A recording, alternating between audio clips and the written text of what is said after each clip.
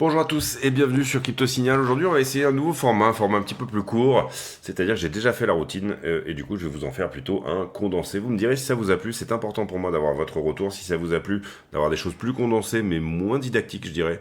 Ou si l'inverse vous plaît, c'est-à-dire des choses qui sont un peu plus longues dans le temps mais qui sont vachement plus intéressantes en termes d'apprentissage. On va dire ça comme ça. Allez, on y va pour cette vidéo introduction.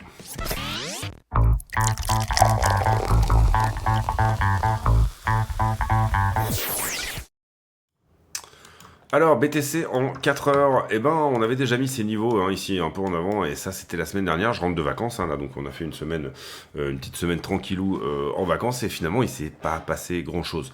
Alors il s'est passé des choses bien évidemment, notamment le hack de Bybit, un mauvais CPI, bon ça c'était là, mais on était encore là à ce stade, et puis depuis un prix qui s'est finalement bien repris, etc. Mais en soi on reste toujours dans le fait qu'on se balade en crabe sur la structure 4 heures. Structure de fond, bien sûr, très légèrement baissière depuis ce point-là. Vous le voyez ici, vous avez une structure baissière devant les yeux. Ici, bon, il y a une petite remise en cause avec un equal high dans cette zone-là. Et puis, pour le moment, la question qu'on peut se poser éventuellement sur le 4 heures, c'est, et on va éventuellement y répondre avec la liquidité. Je vous ai déjà mis une petite boîte de liquidité qui est en train de se dessiner ici sur le 3 mois. Alors, elle est peut-être pas aussi opaque. Là, j'en ai peut-être mis un petit peu trop, comment dire, en termes d'opacité, elle est peut-être pas aussi péchue que ça. Ce serait plutôt quelque chose comme ceci. Mais en l'occurrence, voilà, vous voyez qu'il y a quand même de la liquidité en dessous. Ce qu'on peut voir aussi, c'est que la résolution en 4 heures de soit ce niveau orange là, et soit ce niveau là, encore une fois, si vous ne comprenez pas ce que je dis, n'hésitez pas à aller voir en fin de vidéo, vous avez une playlist de 6 vidéos qui devrait vous prendre à peu près 2 heures, 2 heures et demie à regarder et qui vous permettra de comprendre quand je parle de niveau 4 heures, quand je parle d'accumulation, de distribution, voilà, tout le champ lexical ici, vous l'aurez. J'en profite également pour vous dire de mettre un like, c'est super important, c'est en soi la base, tout simplement du remerciement, du temps passé, c'est d'aller vraiment mettre un like si le contenu vous plaît, éventuellement en commentaire d'encouragement, et dans les liens de la vidéo, en description, vous avez tous les codes d'affiliation, et notamment celui qui en ce moment est le principal, c'est-à-dire le partenariat avec Bluefin, sur lesquels vous aurez le lien, le code Crypto Signal FR pour créer un nouveau compte sur Bluefin si le cœur vous en dit. En l'occurrence, vous avez également Mexeci, Qcoin, BitGet, sur lesquels je propose ce type de choses-là. Tout est en description de la vidéo. Vous avez bien sûr également le Discord, sur lequel vous pouvez tout simplement venir me contacter, profiter d'un liste d'alcool un peu plus poussé, etc. Et bien sûr, les affiliations, etc. Toutes ces choses-là, je répète que tous les bénéfices de la chaîne sont versés à mécénat chirurgie cardiaque, tous les bénéfices affiliation comprise, c'est-à-dire que en fait la totalité des bénéfices est reversée à mécénat chirurgie cardiaque. Qu'est-ce que j'ai sous les yeux là, en 4 heures, on voit que c'est un range, mais bon, c'est assez réducteur de parler juste de range. D'une certaine manière, on peut quand même aussi peut-être se dire que j'ai une résistance verticale et une forme ici de... à chaque fois, cette structure vient chercher ses longues, d'accord? Donc pourquoi ne pas le refaire une fois supplémentaire, éventuellement, chercher les longues? Ici, on pourrait viser la zone des, je dirais, 92,8 à 90, à 92, pardon, c'est-à-dire impulsion, correction, impulsion. Et puis ensuite, une résolution éventuellement vers le haut. Globalement, ce genre d'élargissement s'appelle un élargissement de creux à angle droit. Maintenant, vous voyez ici que c'est pas vraiment un élargissement de creux, c'est plutôt la figure de correction qui est un élargissement en soi, puisque j'ai une impulsion ici et j'ai une correction à la baisse, d'accord, mais en soi, on en rentre par le bas, c'est ça que je veux dire. Si j'y pense, on ira voir en fin de vidéo les targets de ce type de structure, etc. Si jamais on restait là-dedans. Target, bon, c'est facile, hein, même si on fait une vague supplémentaire, c'est la structure, la taille de la structure reportée au point de cassure, hein, d'accord. Si on venait à casser ce point-là, vous comprenez qu'il y aurait short squeeze. Il y a pas mal de short, petit à petit, on est en train d'accumuler de la liquidité au-dessus de ce point-là. Ça paraît évident, puisque tout simplement, à chaque refus, il y a effectivement du longueur qui se met dans cette zone-là. Donc, au bout d'un moment, on va peut-être, au bout d'un moment, c'est pas une certitude non plus, mais il y a des chances qu'on aille à chercher ces shorts-là pour tout simplement que ceux qui ont accumulé sous la structure ici, ce que j'appelle de temps en temps les costards cravates, ici qui ont accumulé sous la structure, aient la possibilité de venir vendre dans les contrats qui expirent au niveau des liquidations des shorters. Donc on attrape du retail en bas pour venir attraper du retail en haut. C'est relativement simple, du retail ou de l'institution. Il n'y a pas de souci avec ça. Il n'y a pas que des gens intelligents, il n'y a pas que de la smart money, il n'y a pas que... Pour moi, la smart money, d'ailleurs, elle n'existe pas. C'est juste tout simplement sentir la structure à un moment donné ou pas. Et tout simplement, la seule chose smart à faire, c'est de choisir la bonne taille de position. Ether contre Bitcoin. Alors on pourrait en parler pendant des heures. Pour le moment, en tout cas, ce que je vois sur Ether contre Bitcoin, c'est une structure de fond qui est baissière, d'accord. Je vous le fais ici, voilà, comme ça, impulsion, correction, impulsion. Ici, impulsion, potentielle correction, ça dépend. Pourquoi ça dépend? Ça veut dire que si on vient attaquer ici le 15 minutes qui est là, tac, et se reprendre, à ce moment-là, ça pourrait donner une impulsion supplémentaire. Quel est le point haut éventuellement à ne pas perdre si on reste dans une structure de fond qui reste baissière? À ce moment-là, c'est 0,038, et à ce moment-là, on serait juste dans un recoupement haussier d'Ethereum qui pourrait venir mourir éventuellement sur les 0,033, d'accord? Il n'y a pas de... Ici, je suis pas en train de réinventer la roue, je regarde juste simplement quels sont les endroits où on a rejeté d'habitude. C'était 0,033, là, ça me paraît évident qu'on la voit, hein, la résistance 4 heures. Et puis là j'ai une impulsion, j'ai un truc qui semble plutôt correctif, sauf si c'est la fin d'une montée larvée et qu'à ce moment-là on revient chercher un plus bas, et à ce moment-là ça serait un peu moche pour Ether contre Bitcoin, mais en l'occurrence là on a quand même plutôt le sentiment de impulsion, correction, impulsion, d'accord? Donc bon point d'entrée sur Ether contre Bitcoin, éventuellement 0,027 pour venir prendre profit au 0,032, d'accord? Il n'y a pas de souci là-dessus, je pense que vous êtes d'accord avec moi. On casse un petit peu une distribution en cours, d'accord? On a effectivement un truc qui pour l'instant est larvé, mais en soi, si on passe sous la structure qui est là, et qu'on se reprend, que c'est une mèche, à ce moment-là, on a des très bonnes chances de venir ici, ok? C'est pas très compliqué, encore une fois. Possibilité éventuelle de retournement global de la structure et ou de venir chercher le haut de la distribution, d'accord? Ici, là où on avait rejeté, hein, d'habitude. Ici, là, on rejette, on rejette, on rejette, on rejette. Alors pourquoi pas? On impulse, on corrige, on passe sous la structure encore une fois, parce que c'est trop larvé pour moi ça, pour ne pas retaper, revenir, faire un petit tour sous la structure. Typiquement, par exemple, le retest de ça, de l'impulsion, là, ici, mais ça, c'est pas la question. Et là, derrière, je viens chercher au moins ça. Si jamais la totalité se retourne, je laisse, bien sûr, un runner, quelque chose, un reliquat de position qui, lui, sera dans l'optique d'aller chercher plus haut. C'est-à-dire que, si je le vois comme ça, hein, par exemple, c'est une idée ici, hein, mais là, j'ai un élargissement en descente. Si cet élargissement en descente, là, vient à toucher... sa target, en l'occurrence, on peut viser, donc s'il y a cassure de la distrib qui est ici, hein, en l'occurrence, on peut viser un peu plus haut. Alors, encore une fois, je ne voudrais pas faire trop long sur cette vidéo-là, j'aimerais bien faire un truc qui soit de l'ordre du digeste, mais en l'occurrence, ici, bam, bam, je prends le point de cassure, admettons qu'il soit là, hein, si on casse par ici, en l'occurrence, c'est 0,07, donc c'est, d'une certaine manière, hop, potentiellement la résistance historique, hein, 0,08, d'accord. Maintenant, je ne sais pas si on va casser là, d'accord. La structure est extrêmement baissière. Personnellement, je pense qu'on a trouvé le bas sur Ether contre BTC, mais ça fait un moment que je le dis déjà. Et donc, en l'occurrence, voilà, il y avait des zones qui étaient extrêmement intéressantes, notamment au 0,035 ici, et que pourtant dont pourtant on est passé au travers. D'accord? Donc je peux littéralement me tromper. Par contre, le risk reward, je trouve, est super intéressant sur Ether contre Bitcoin. Derrière, Ether contre le dollar. Alors sur Ether contre le dollar, on en a déjà parlé, mais la question c'est est-ce qu'on est dans une flat ici? D'accord. Bam, c'est-à-dire qu'à 2100, en fait, on a nettoyé. Et du coup, ça peut permettre à Ethereum de venir chercher 7000, 8000. Auquel cas, c'est une flat, d'accord, c'est joli, c'est beau. Mais pour avoir une forme de certitude qu'on est un petit peu là-dedans, il va falloir pour moi casser la distribution qui est ici. Et pour le moment, ça rejette. D'accord, on l'a vu notamment hier, hein. Hop. Maintenant, ce que je trouve très bull sur Ether, c'est que vous avez 1,4 milliard qui a été hacké chez Bitfinex, et que pourtant, vous avez peu de sorties sur les ETF. C'est-à-dire que je crois que sur les derniers 8 jours, il me semble que c'est, je suis pas tout à fait sûr de chiffre, mais globalement, c'est à peu près les proportions. c'est peut-être 15 jours. Sur les derniers 15 jours, les outflows sur les ETF Bitcoin ont été de 500 millions. Mais sur ETH, on n'a perdu que 1 million. D'accord, un seul petit million. C'est pas nécessairement des certitudes. En tout cas, je vois sur Ethereum énormément de divergences haussières sur le RSI, énormément de choses voilà, qui peuvent nous dire que on est sur des zones où potentiellement il peut être intéressant pour Ethereum d'accélérer vers le haut. Maintenant, pour le moment, quand on le regarde, il est toujours en range lui aussi. Un petit passage sous la structure, je dis pourquoi pas. Ce serait pas dérangeant d'aller chercher sous 2007.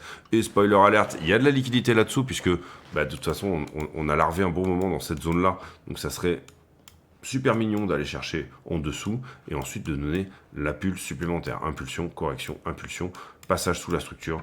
À partir du moment où on passe sous la structure, ça nous intéresse.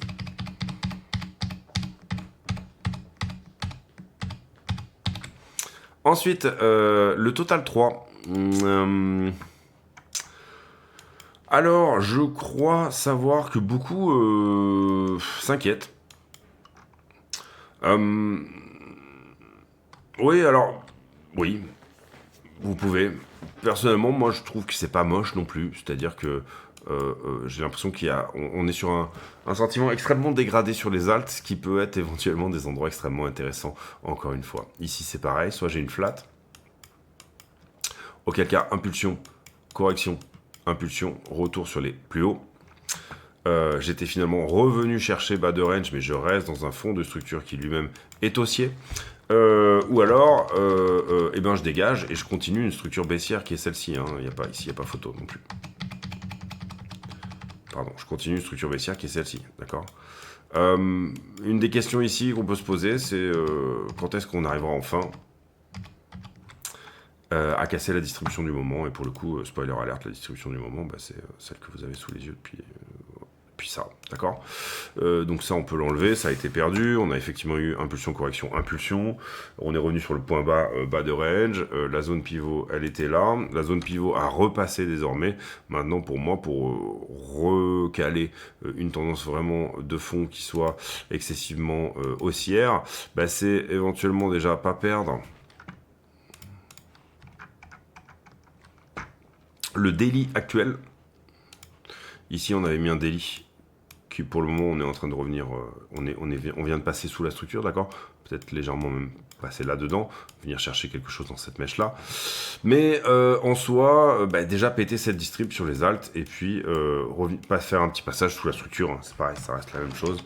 Passage sous la structure, ça nous intéresse pour éventuellement péter la distrib et venir chercher le reste. Ou alors cassure de la distrib tout de suite, pourquoi pas. On regarde de la dominance là, donc le passage sous la structure est peut-être un peu moins pertinent au sens où on n'a pas besoin d'aller chercher des liquidations. On ne regarde pas un prix, on ne regarde pas une paire, on regarde un pourcentage d'altcoin qui représente la market cap sur la market cap totale. Bitcoin dominance là. On range entre deux bornes aussi là, hein, celle-ci et celle-ci. Pour le moment, on tient le momentum qui est haussier, d'accord. Donc attention à ça. Il y a eu un très bel excès ici. On a eu rejet ici dans la mèche à ce stade. Donc ce qu'on s'attend éventuellement ici, c'est enfin à un moment donné que la Bitcoin dominance se retourne. Pour le moment. Pourquoi je dis ça? Parce que ici, on était très légèrement passé sous la structure, mais on l'a réintégré, d'accord. Quand je parle de la structure, je parle de ce canal haussier là qu'on tient depuis 2023 sur la Bitcoin dominance. Ici, il y a une forme de rejet par le haut, pas forcément ici d'obligation, même si on l'avait fait là, hein. Attention, il n'y a pas de souci, ça peut arriver, mais d'obligation de revenir retaper sur le haut, encore une fois, on s'attendrait plutôt à venir chercher le bas du range, enfin pas du range, mais du canal haussier, voilà, sur ce point-là, pour continuer une tendance de fond qui reste haussière. Donc on va pas pour le moment se dire qu'elle est obligée de passer baissière, néanmoins au vu des derniers cycles et au vu de comment ça se passe d'habitude, on va dire que si enfin l'inflation pouvait nous dire je me calme en fait, et enfin Powell pouvait effectivement venir à rebaisser à nouveau les taux dans des zones moins restrictives, ça pourrait donner une jolie chance aux altcoins quand même de se reprendre correctement. On va sur le fondamental et je vais pas y passer trop de temps cette fois-ci. On va juste aller rapidement pour voir un petit peu ce qui s'est passé. Le hack sur Bybit, j'estime que vous êtes au courant, j'estime que vous êtes suffisamment informé pour avoir éventuellement vu ces choses-là. Globalement, c'est 1,4 milliard qui ont été piqués par peut-être potentiellement la Corée du Sud, la Corée du Nord, pardon, via un hack qui est sur un malware. Alors faites toujours attention à ça, hein, vérifiez bien les adresses qu'on voulait copier. Là, ça paraît incroyable que sur 1,4 milliard, il n'y ait pas 18 personnes qui vérifient effectivement ce genre de choses-là. Mais en l'occurrence, vous avez des malwares qui, au moment où vous allez paster une adresse, vont changer l'adresse pour l'adresse En fait, les malwares reconnaissent l'adresse quand c'est une adresse crypto. Et du coup, ici par exemple OX, hein, typiquement pour Ethereum, 0x. Et puis, au moment du copy-paste, ils collent leur adresse à la place. Ça paraît incroyable. C'est un énorme tollé pour Bybit. Cela dit, pour le moment, il semblerait qu'ils aient réussi à revenir au 1 pour 1, c'est-à-dire chacun des Ethereum qui a été hacké, ils ont réussi à en mettre un autre en face. Maintenant, ils ont dû faire des loans pour ça, donc des crédits. Donc attention à ça. D'abord, 1,4 milliard, c'est pas rien pour une boîte. Comme je l'ai toujours fait, comme je l'ai toujours dit pour les exchanges, sortez vos fonds quand vous voyez des problèmes comme ça sur des exchanges, y compris sur Bybit qui est quand même plutôt solide à la base. Et j'aurais quand même tendance à dire ici. Alors personnellement, j'en ai laissé un petit peu, et c'est des fonds d'alt. J'avais surtout des trades en cours que j'ai laissé aussi, parce que là, pour le coup, ça me ferait chier de perdre les... Ça embêterait de perdre mes points de liquidation qui sont bien évidemment très très bas. Par contre, j'avais de l'USDT que j'ai immédiatement balancé sur BitGet et sur Bluefin. Parce qu'on ne sait jamais. Et je vous l'avais dit quand il y avait eu la chose sur FTX. Voilà, ça vaut le coup de prendre ces X minutes quand vous avez un doute, parce que tout simplement, vous pouvez vous en vouloir toute votre vie si vous ne l'avez pas fait. Ici, super intéressant, je vous invite à éventuellement aller voir ce tweet, mais en l'occurrence, on parle de Sam Callahan qui nous explique un peu les 13F. Les 13F, c'est quoi? C'est si vous êtes une firme à plus de 100 millions de dollars, vous devez remplir un 13F. Et là, en l'occurrence, lui, il a vérifié pas mal de 13F aux États-Unis, de firmes à plus de 100 millions de dollars. Il nous dit que ce qu'il fait quand il fait la moyenne un petit peu de ces choses-là, d'abord, il nous explique que d'une certaine manière, un fonds qui va remplir un 13F va montrer une exposition, ici en l'occurrence, de 6,6% de leur 13F et de l'ordre du Bitcoin. Mais en réalité, dans les 13F, vous ne mettez pas tout. Vous n'avez à mettre qu'une partie de vos assets. Vous n'avez pas à chaque 13F à dire exactement tout ce que vous avez. Je crois qu'il me semble qu'il y a de l'immobilier, il me semble qu'il y a justement des assets digitaux, il me semble qu'il y a des choses aussi volatiles, un peu des stocks, des choses comme ça, etc. Mais en gros, dans un 13F, vous n'êtes pas obligé de tout déclarer. Et en l'occurrence, ici, il nous dit, oui, on a l'impression que c'est beaucoup, 6,6 par exemple pour ce fonds de Abu Dhabi. Mais en fait, en réalité, sur la totalité des assets sous management et AUM, ça ne représente que 0,1% de leur portfolio total et pas 2,1% comme on aurait pu penser que c'était le cas. D'abord parce que ces entreprises investissent partout dans le monde et ils vont pas dire ce qu'ils ont en portefeuille total. Donc ça, c'est la différence entre les 6,6 et les 2,1. Mais également parce que dans même ce qui est investi aux États-Unis, le 13F n'oblige pas à tout simplement donner tout. Donc globalement, ce qu'il nous dit, c'est... moi, j'ai regardé tous les 13F et la position médiane sur Bitcoin, elle représente à peu près 0,13%. Pour ceux qui ont trempé l'orteil, c'est-à-dire que il s'agit que des boîtes qui ont effectivement du Bitcoin. Et c'est pas grand-chose, effectivement, il dit que c'est très bullish, parce que d'une certaine manière, on se rappelle que BlackRock avait recommandé plutôt 1 à 2%, voire plus. Hein. Il y a eu aussi des papiers qui ont tourné à 14-20%. Mais... ce qu'il faut bien comprendre ici, c'est aussi que, donc du coup, l'exposition de ceux qui se sont déjà tournés vers Bitcoin, si elle était multipliée par 10, vous comprendrez que ça donnerait des mouvements majeurs sur le prix, bien évidemment, c'est-à-dire d'aller de 0,1% à 1%, mais pas que, parce qu'on regarde aussi que les gens qui se sont intéressés à Bitcoin ici. Donc si on avait d'autres institutions qui elles-mêmes sont peut-être, admettons que tout le monde ici et ceux qui ont 0,1% ont juste trempé l'orteil, 1% correspondant à dire bah venez les gars, l'eau est bonne, on se met en maillot, et ben vous avez aussi des gens qui attendent dans le pédiluve, on va dire ça comme ça, et qui sont peut-être plutôt en train de se dire moi j'aimerais bien y aller mais je sais pas encore, et qui donc du coup n'ont même pas les 0,1% d'allocation. Donc tous ces 13 F là effectivement sont extrêmement intéressants au sens où si on peut dire quelque chose d'intéressant là-dessus, c'est que l'exposition institutionnelle n'est qu'à ses débuts et que on peut le voir également sur ces chiffres là. Il y a encore du monde à rentrer, mais pas que. Il y a aussi ceux qui sont rentrés ne sont rentrés qu'à hauteur de 10% de ce qu'on pourrait qualifier comme étant éventuellement un juste milieu sur l'exposition. Ici également, c'est Sina qui nous parle de la Realize Cap contre la cap. En fait, ce qu'on voit sur cette charte, c'est que ça fait 3 mois qu'on est à 96 000 $. On est au même prix, en tout cas, qu'il y a 3 mois, là, ici, à ce jour, et pour le moment. Ce qu'on regarde aussi, c'est que, par contre, la Realize Cap, elle a augmenté de 160 milliards. Qu'est-ce que ça veut dire? Ça veut dire qu'il y a eu quand même des bitcoins qui ont changé de main dans toute cette zone-là, et que, par avant, si la Realize Cap, c'est le nombre de bitcoins en circulation multiplié par le prix auquel ils ont été acquis. Et ce qu'on peut voir là quand même là-dedans, c'est que, par exemple, imaginons qu'il y avait des bitcoins qui avaient été achetés à 10 000 $, ils ont effectivement été vendus ici à 90 000. Ça augmente à chaque fois la Realize Cap. Et il ne faut pas regarder que le prix, effectivement, pour comprendre l'intérêt pour un asset. Il faut aussi comprendre qu'à un moment donné, ici, on passe de... Donc, il y a eu des changements de main. Des bitcoins qui avaient été payés avant dans les 10 000 $ ont désormais été achetés sur la zone des 90-96. Et en l'occurrence, ici, ça correspond à une augmentation de l'intérêt, d'une certaine manière, l'intérêt d'un peu tout le monde, de 160 milliards. 160 milliards, ça fait 1 milliard par jour sur 3 mois. Un peu plus même.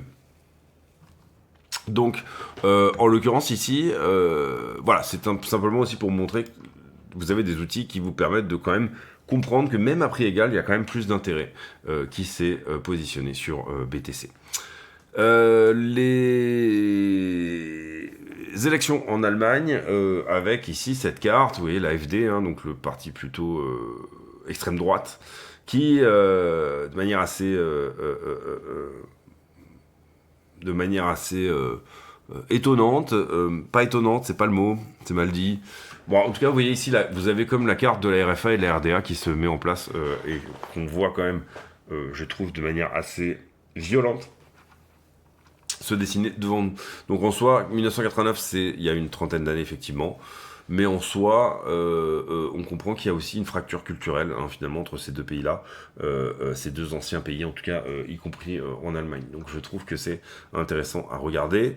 Et puis, encore une fois, venez aussi rejoindre CryptoSignal sur le compte X de la chaîne, et je le rappelle, tous les bénéfices sont versés à mécénat chirurgie cardiaque. Allez voir dans les liens de description de la vidéo, etc., etc. On passe ici, là-dessus, ici le Montana qui dit non à une réserve d'État en Bitcoin sur les 18 ou 19 États. Il s'agit d'un des premiers qui disent directement non, donc ça c'est intéressant aussi. Michael Saylor qui achète encore, à savoir 20 000 Bitcoins à nouveau. Énorme, et là c'est du convertible note, donc du coup pas de dilution, si dilution des actionnaires mais plus tard. Donc intéressant aussi la manière dont c'est fait, et encore une fois Strategy qui devient un des vecteurs les plus intéressants et une des entreprises qui finalement profite le plus et qui fournit également une forme d'effet de levier finalement sur Bitcoin. On passe ici sur tout ce qui est politique, etc. L'Allemagne, on en a pas parlé. Stock on Rise, visiblement... Wall Street qui essaye de corriger aujourd'hui la baisse qu'ils avaient eue la semaine dernière. Et calendrier économique, on n'a pas grand-chose cette semaine, sauf le PCE, Personal Consumption Expenditure, et ça sera pour vendredi à 14h30. Le PCE est une réminiscence de ce qu'on a déjà eu sur le CPI, donc sauf grosse surprise, à savoir qu'on soit très largement en dessous du consensus qui est à 0,3 en month over month. Si on était très largement en dessous, à ce moment-là, ça serait une très bonne surprise pour le marché, c'est-à-dire que ce que nous avait dit le CPI était peut-être surévalué, et le PCE, qui est quand même l'indice préféré de la Fed, devant le CPI, pourrait nous dire, les gars, en fait, c'est pas qu'on s'est trompé, mais la sale news qu'on avait eue plus ou moins sur le CPI, il y a de ça 2 ou 3 semaines, finalement, en fait, on s'est trompé, il y a mieux. Les liquidations sur 24 heures, et là c'est vraiment intéressant au sens où on a liquidé beaucoup plus de long que de short. On le verra aussi sur tout à l'heure quand on va aller voir les liquidations. Et aussi, on a liquidé beaucoup plus sur Ethereum que sur Bitcoin. Alors, c'est en train de se rattraper, là. On voit ici 60 millions pour 40. Solana qui a quasiment liquidé autant que Bitcoin également. Donc ça, c'est intéressant. Carnet d'ordre, on est plutôt vide. On vient de toucher ici 95. Donc, il y a quelques ordres qui ont été pris. Les prochains ordres à l'achat seront éventuellement autour des 94 000 Bitcoin avec 95 Bitcoin à l'achat. Donc le carnet d'ordre. Ici, je vous avais mis les niveaux et je vous avais dit il y a des belles chances qu'on vienne passer sous 95. Je vais vous expliquer pourquoi derrière. Mais en l'occurrence, c'est ce qu'on vient de faire. Donc il y a plusieurs possibilités à partir de là. Soit on rebondit, c'est-à-dire qu'on se sert de la liquidité court terme pour venir chercher quelque chose au-dessus de 99,4. Soit on plonge à 92,8 et peut-être 91. On va voir ici comment ça se met en place. Pourquoi j'avais mis ce niveau? Tout simplement parce que là, on a liquidé énormément de contrats. C'est là qu'on prend les 250 millions en long sur les dernières 24 heures. Alors autant pour moi, pardon, ça c'était autour du 21 février, donc non, c'était légèrement avant. Globalement, les 250 millions en longue, vous les prenez plutôt 24, vous les prenez plutôt dans cette zone-là, c'est pas tellement la question en soi. Mais par contre, ce que j'avais montré ici, enfin ce que je montre quand j'ai fait ma routine, eh bien c'est que vous avez une énorme augmentation du funding alors que le prix diminue. Donc ça veut dire qu'il y avait énormément de longueur qui était rentrée sur ce point bas et qu'il fallait venir le rechercher. C'était pas forcément une obligation, mais ça voulait dire qu'il y avait pas mal de monde, donc pas mal de contrats à venir prendre dans ce sens-là. En l'occurrence, on vient de le visiter, donc on va pouvoir ici l'effacer, comme ceci. C'était un 2 pixels, vous voyez que je l'avais mis en gros, c'était vraiment un endroit où il y avait de l'intérêt d'aller chercher. On va aller voir la liquidité sur un peu plus longtemps, et en l'occurrence, ici, on va faire un petit refresh, parce que c'est fresh, le refresh. Alors, ici, vous voyez qu'on est passé sous le point bas. iBlock, vous voyez pas énormément de liquidité. Là, pour le coup, on vient d'aller apprendre de toute façon, donc ça n'est pas forcément une question. Pas mal de longues au-dessus en ce qui concerne la 6 jours pour iBlock. En ce qui concerne la structure weekly, globalement, c'est ce que je vous expliquais il y a 2 minutes. Vous avez cet endroit très jaune cacadois sous les 95 qui correspond à de la liquidité en quantité très fraîche, très condensée sur un petit endroit. Si je regarde la 7 jours un peu plus dans sa globalité, vous comprenez que vous avez de la liquidité jusqu'à 92, d'accord, sur la 6 jours. Et si je dézoome un petit peu et que je vais voir la liquidité à 3 mois, ça correspond quand même à une poche de liquidité substantielle. Ici, d'accord, 92, on va même jusqu'à 92 à 93, est une belle poche de liquidité 3 mois, d'accord. Ici, vous comprenez qu'on est en train de visiter celle-ci, là, pour le moment, on est en train de travailler celle-là, qui est une belle poche de liquidité de 4 ou 5 jours, sous les yeux. La question, c'est, pour venir distribuer là-dedans, puisque c'est ça la zone d'intérêt où on va pouvoir vendre du contrat, vous comprenez ici que qu'est-ce qui se passe? Je dois acheter du contrat là où des gens sont liquidés, pour en acheter des centaines de millions d'un coup. Donc je suis une institution, j'ai besoin de ces poches de liquidité pour aller filer les ordres que je veux avoir sur une zone relativement resserrée. Et là, en l'occurrence, vous voyez, 92 est intéressant, jusqu'à 95. La question étant, pour venir revendre là-dedans, et pourquoi pas là-dedans, quand est-ce que j'ai terminé typiquement, là, par exemple, vous comprenez qu'on a terminé quelque chose parce que on a fini de racheter tous les contrats et du coup, on se défausse, on en revend ici, là, et ainsi de suite. La question étant ici, quand est-ce que j'ai fini? Est-ce que j'ai besoin de revenir retoucher le point bas de 91,4 qui était là, en l'occurrence celui-ci? Est-ce que j'ai besoin de venir wiper tout pour repartir ensuite dans l'autre sens? Ou alors, est-ce que les costards cravates vont s'en tenir à ce qu'il se passe ici? Il suffit d'une très bonne nouvelle pour ne pas aller chercher ça. Finalement, les costards cravates ici ne sont pas capables de manipuler le prix au point de... Ils sont capables d'arrêter d'acheter, ou de vendre un petit peu éventuellement pour manipuler légèrement le prix, mais en soi... Pardon, désolé pour ceux qui ont vomi, mais en soi, voilà, ils sont pas non plus capables de faire, voilà, cette idée du truc totalement 100% manipulé, en soi, n'existe pas. Pour Ether, 2580 en bas et zone de vente autour des 3000 en haut. vous voyez que Ether, il fait l'escalier en fait, hein, pour l'instant. À chaque fois qu'il larve un peu dans une zone, bah, il vient chercher. Pareil, il est en train de réaccumuler. Typiquement, c'est vraiment typiquement ce qu'on avait fait là. C'est-à-dire, petit passage ici autour du 25 février, donc il y a ça quelques jours. Et on était, vous le voyez, revenu à 2855, pardon. Pourquoi ne pas venir finalement se servir ici dans la zone des 2005 pour revenir revendre dans la zone des 2009, d'accord, hein, je pense que vous m'avez suivi là-dessus. Allez, on va sur le prix, on fait la conclue de cette vidéo. La conclue de cette vidéo, c'est que il y a deux choses possibles là-dedans. Hop, on va se mettre en 1 heure. La conclue, on va la faire même sur le 15 minutes. Hop, d'accord. Alors d'abord, on est en train d'attaquer la petite zone de liquidité qui est là. C'est propre. Vous comprenez ici que c'est une histoire de time frame. C'est-à-dire, je suis en train de passer là-dessous. J'ai pris la liquidité finalement depuis le 19 février. Est-ce que j'ai besoin d'aller passer complètement là-dessous, c'est-à-dire d'aller prendre la liquidité sous le 18? Et si je prends la liquidité sous le 18, vous comprenez qu'après, il n'y en a pas. C'est-à-dire que là, on a déjà fait un plus bas, là-dedans, d'accord? Donc, on peut tabler sur un rebond, admettons, si jamais on va là-dessous. Ce qu'il faut comprendre également, c'est que dans l'idée de cette structure un petit peu, si j'avais une structure baissière ici, là-dedans, elle restait baissière là-dedans, d'accord? Mais là, j'ai fait un léger plus haut, j'ai eu une sorte de changement de caractère de la structure, d'accord?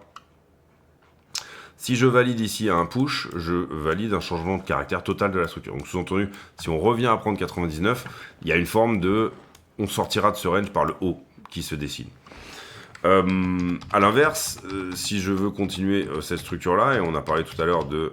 hop, liquidité en bas quand même, vous comprenez ici qu'on vient de regarder la liquidité et qu'on voit qu'il y a une belle poche de liquidité, celle que je vous ai dessinée là, ici, et que si on commence à squeezer un peu tout ça, bon ben finalement on a des chances de se retrouver, voilà, je dirais sur la...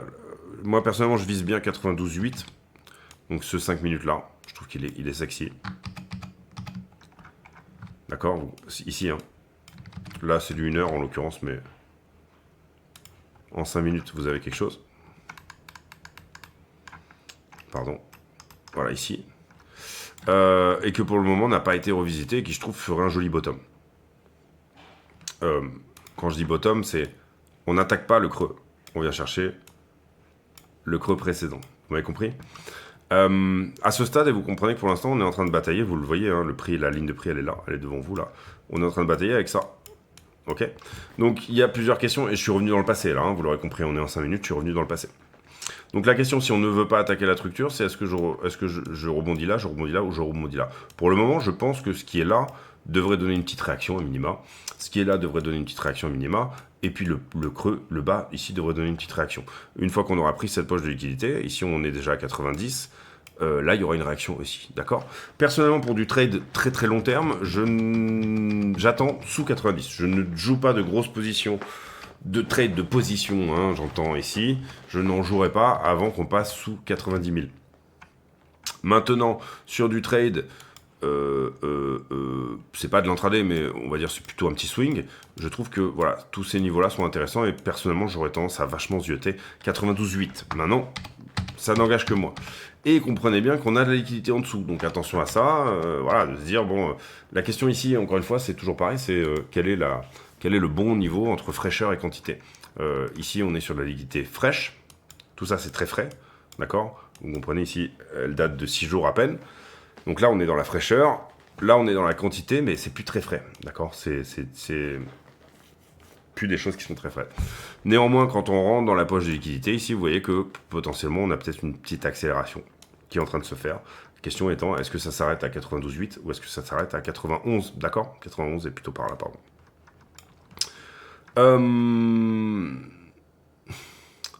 Imaginons que j'ai besoin de tenir le 4 heures global, celui-ci. 4 heures qui est là. Je m'attends pas forcément à... Enfin, parce que pour l'instant, on a toujours tenu le 4 heures. C'est pour ça que je dis, imaginons qu'on ait besoin de le tenir, au sens où pour l'instant, il a toujours tenu. À ce moment-là, je m'attends juste à une touchette aux 5 minutes qui est là, donc 92,8, et puis repart. D'accord? Et réintègre et éventuellement casse le range par le bas. Maintenant, pour le moment, encore une fois, l'idée n'est pas de dire je casse le range par le bas. L'idée, c'est d'avoir une entrée qui soit intéressante de manière à pouvoir tout simplement, à minima, dérisquer une position et repartir. D'accord? L'idée étant de jouer impulsion, impulsion, correction, impulsion. prends mon impulsion ici, j'ai mon fond de structure qui effectivement reste baissier, mais je table quand même sur un retournement haussier à moyen terme. Si jamais on n'y va pas, ça devrait se défendre là. C'est-à-dire que, bah, admettons, je vais vraiment... Ici, ça reste très hypothétique, hein, encore une fois, mais voilà, vous le voyez ici, bam, c'est à peu près par là. Si jamais on ne doit pas aller là-bas, c'est à peu près par ici et ben que la structure doit se défendre en soi. Personnellement, je ne le jouerai pas, mais si j'ai quelque chose qui doit se transformer en haussier, là-dedans, pour le moment, c'est plutôt une compression, mais si j'ai quelque chose qui doit me donner quelque chose de haussier, eh ben c'est maintenant, d'accord? C'est maintenant, ou jamais. Sur le momentum, ici, de cette petite potentielle accumulation, puisque pour le moment, il n'y a pas d'accumulation, d'accord? L'idée ici, c'est que je fais un plus bas, un recoupement haussier qui échoue sur la première consolidation dans le recoupement, d'accord? Derrière, je viens chercher quelque chose dans la mèche, ici, et puis ensuite, je donne un nouveau plus haut éventuellement qui, lui, vient chercher ce genre de liquidité-là, d'accord? Voilà, en soi, je voudrais pas faire trop long encore une fois sur la vidéo d'aujourd'hui, mais globalement, mon scénario privilégié, moi, personnellement, serait plutôt d'aller chercher le 5 minutes qui est là, donc perdre un peu le momentum qui est dans cette zone-là. Si ça doit se reprendre, en tout cas, c'est maintenant ou c'est sur ce niveau-là. Si c'est pas le cas, à ce moment-là, pour moi, c'est une percée et on finit notre course quelque part sous 90 000, et pourquoi pas, je dirais que la zone de 85 000 à 89,5 est intéressante pour du trade plutôt de position. Position, ça veut dire un trade que vous tenez plusieurs mois et où vous estimez que vous rentrez sur un bottom, parce que sur la structure un peu plus large, sur la structure daily, eh ben, vous rentrez sur un passage sous la structure. Hop, d'accord? Là, vous êtes sur un joli passage sous la structure. Si en revanche, parce que là, il y aura une réaction, mais on ne sait pas si elle sera une prise d'ATH, ok. Il y aura une réaction, mais on ne sait pas où elle va. Bah, à ce moment-là, il faudra dérisquer un petit peu sur le short squeeze suivant, le bounce. Vous voyez ici la structure de fond qui est comme ça. Hein, et ben à ce moment-là, il faudra bouncer ici, soit sur la zone de distribution, etc. Et puis on aura un élargissement sous les yeux ou autre chose ou quoi que ce soit. Voilà les amis, j'espère que cette vidéo vous a plu. Si c'est le cas, n'hésitez pas à le dire. J'ai pour habitude en fin de vidéo de poser une question à la con, c'est-à-dire une question qui n'a rien à voir avec le prix du Bitcoin, mais qui nous permet de converser de choses et d'autres. En l'occurrence, tiens, on va parler de surf. Est-ce que je rentre d'une bonne petite semaine très sympa dans le Pays Basque, Biarritz, Hendaye, voilà, tous ces coins ces jolis coins de surf qui sont magnifiques. Est-ce que vous avez déjà fait du surf? Est-ce que ça vous plaît, le surf? Personnellement, eh ben, je suis complètement fan de surf. Et voilà, et en l'occurrence, là, bah, c'était février et c'était des superbes conditions. Personne dans l'eau et des conditions vraiment magnifiques parce que des belles vagues de 2 mètres, 2 mètres 50. C'était tout simplement incroyable. On se retrouve demain pour une nouvelle vidéo. J'espère que celle-ci vous aura plu. Si c'est le cas, encore une fois, dites-le. Mettez un like. Venez éventuellement regarder dans les liens de la description parce que vous pourriez peut-être y trouver des choses excessivement intéressantes, notamment bouquins, toutes ces choses-là. Voilà, n'hésitez pas à aller faire un tour si le cœur vous en dit. On se retrouve demain pour une nouvelle vidéo. D'ici là, portez-vous bien. À très bientôt. Ciao, ciao.